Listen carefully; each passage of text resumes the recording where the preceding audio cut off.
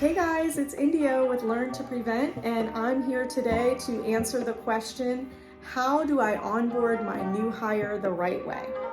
Now, if you didn't know, OSHA requires all new hires to be trained and given proper OSHA. You're also supposed to provide hipaa training within the first 10 days of their start date, as well as some infection control training if in fact this is an employee who's going to have clinical tasks. So I like to tell all of my clients that it's easier for them to keep track of everything that they have to do by creating a checklist. You'll want to make sure that the checklist includes all of the different types of training that are required for a new hire.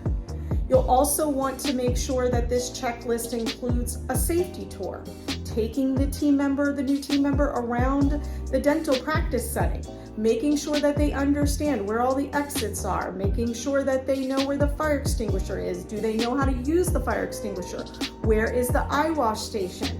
You have to make sure that you are giving all of this information to this new hire in the beginning, because there are plenty of studies that show that the more prepared and the more trained that the new hire is, the more successful they are going to be at their new position. You'll want to have an area for the supervisor or the dental practice owner to sign and date, as well as the new hire. You have to have verification that the new hire was given training at the beginning of their position within the allotted time. Now, OSHA is the only one that has a date requirement, so it's 10 days within the first 10 days of their start date.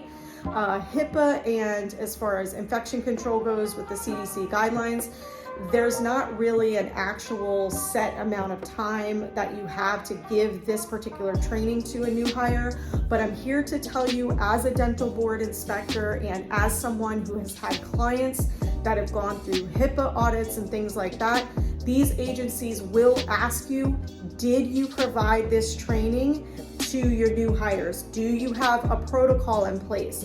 They also like to make sure that the protocol is written. They want to see some form of a customized written protocol of what do you do from a compliance standpoint to train your team members. That is very, very important. Once you are finished with all of this training, you will want to keep documentation that it actually happened.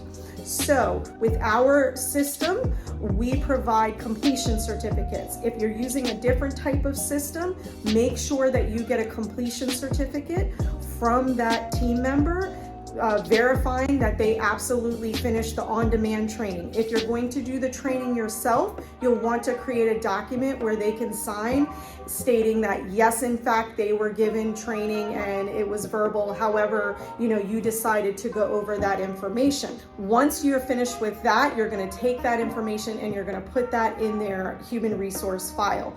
You'll want to keep this information for, of course, as long as they're an employee there, and then you are to keep these records for 30 years after that. So it's a lot to make sure that you are keeping track of. That's why, again, I always recommend the checklist, because that's really the only way we can ensure that everybody is getting all of the required training that they need. You are making a more comprehensive kind of onboarding, and then it's universal. That means every single team member receives the same type of onboarding experience. This works great in those offices and settings where we have large amounts of team members, but also it helps you from a risk management standpoint, because then no employee can say that they didn't receive a certain type of training or they weren't given, the tour, things like that. So definitely make sure you check out that checklist. And if any of you are watching this and you maybe do something else that you think would be a great tip, please drop that below. We love for you guys to share with the community. And again, thanks so much for joining me today. Don't forget to hit that subscribe button.